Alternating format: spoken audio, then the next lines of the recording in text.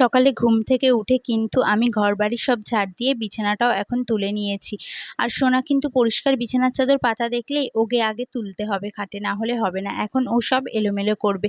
তো hello everyone, কেমন আছো তোমরা সবাই? আশা করি ভালো আছো, আর তোমাদের ভালোবাসায় আমরাও কিন্তু বেশ ভালোই আছি। আর আজকে রান্নাবান্নার কোনো চাপ নেই, কারণ আজকে আমার বর বাড়িতে রয়েছে। রান্নাবান্নার সমস্ত পুরো দায়িত্বটাই কিন্তু ওর কাঁধে। ও যেদিনই বাড়িতে থাকে আমার রান্নাবান্নার দিকে একদমই যেতে হয় না।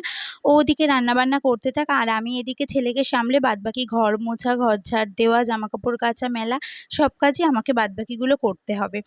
তো এখন ছেলেকে খাওয়ানো হয়ে গেছে সকালে, এখন ও একটু খেলা করতে থাক, ওকে নিচে নামিয়ে দেবো, আর আমি বাদবাকি আর যে কাজগুলো বাকি রয়েছে সেগুলো করে নিই চলো।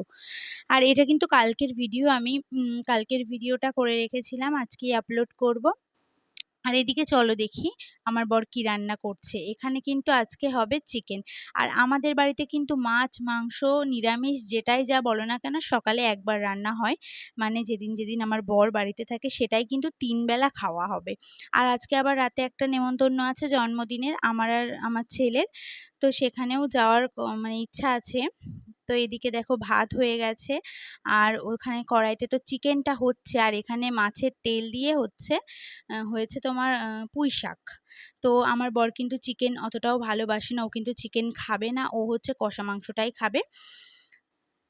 আর এই দেখো রাতে আমরা চলে এসেছিলাম, আমাদের বাড়ির পাশে একটা পুচকুর জন্মদিন ছিল। পুচকু না, ও বড়, 10 বছর হয়ে গেল। তো এই দেখো সব বাচ্চা কাচ্চাদেরই নেমন্তন্ন, কিন্তু আমার সোনা কিন্তু ছোট, তো ওকে নিয়ে এসেছি আমি। তো আজকের এই মিনি ভ্লগটা কেমন লাগলো অবশ্যই জানিও কমেন্ট। আর সোনা এখানে একটুও থাকেনি, কারণ শঙ্খ, উলু এগুলো দিচ্ছিল, ও শঙ্খর আওয়াজে খুব ভয় পায়। যদি ভালো লাগে লাইক কমেন্ট শেয়ার করে পাশে থেকো। টাটা।